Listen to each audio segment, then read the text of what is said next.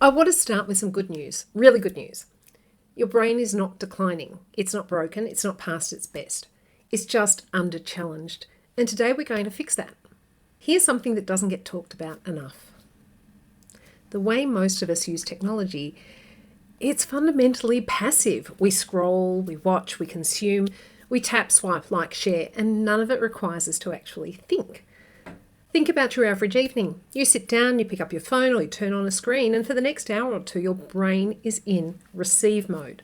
Content flows in, you react to it emotionally. That's funny, that's outrageous, that's interesting.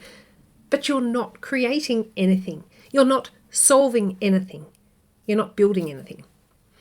Over time, this passive consumption dulls your cognitive sharpness. Not permanently, this isn't damage. It's more like a muscle that hasn't been used.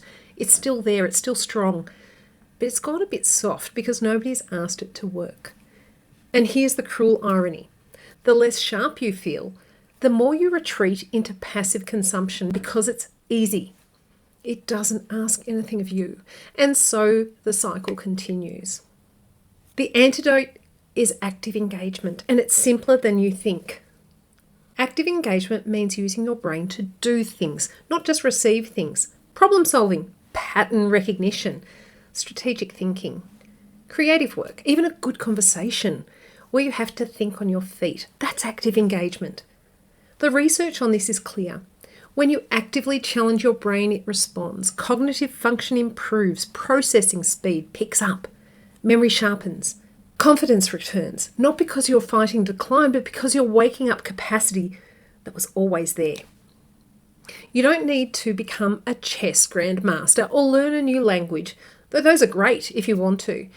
You just need to shift some of your daily time from passive consumption to active engagement. So let me give you 3 exercises you can start today. They take 5 minutes each and they work. I know because these are the things that I did to rebuild after years of brain fog from chemotherapy. Exercise 1, the reverse summary. Pick any article, email, or piece of content you've read today.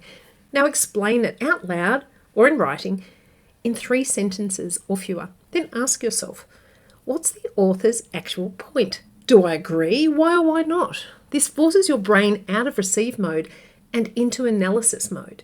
You're not just consuming information anymore. You're actually evaluating it. Exercise 2, the pattern spotter.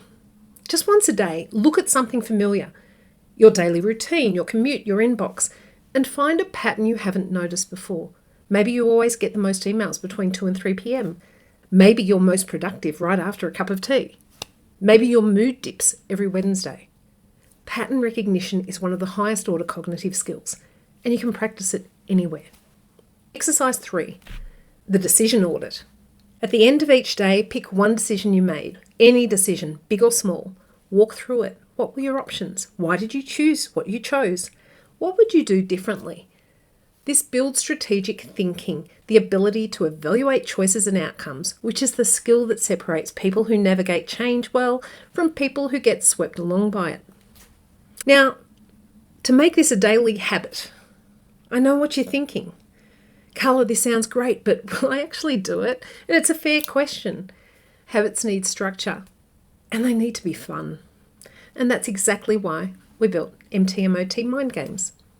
MTMOT MindGames is designed to give you a daily dose of active cognitive engagement. We're talking pattern recognition games, problem-solving challenges, memory exercises, and strategic thinking puzzles. 5 to 10 minutes a day, no pressure, no scores that make you feel bad, no algorithms trying to keep you scrolling, just you and your brain doing the work. Think of it as a gym for your mind. You wouldn't expect your body to stay strong if you never moved it, and the same principle applies here. A few minutes of daily challenge keeps your cognitive edge sharp. Now here's the part that turns 5 minutes a day into real sharpening, and it's the bit nothing else has. Inside MTMOT MindGames and all of my MTMOT apps, you've got CJ, and she's an AI companion who supports you, gets to know you through all of it.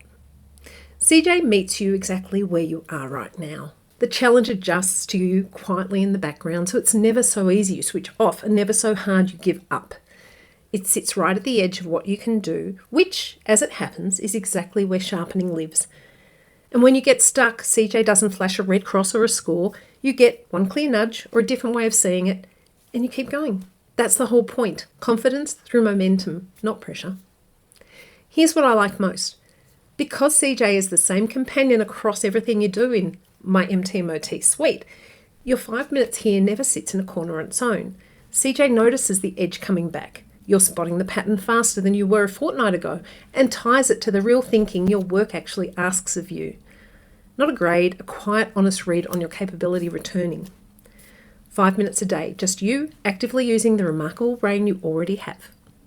Your mind is not the problem. It never was. It just needs to be invited back into the game.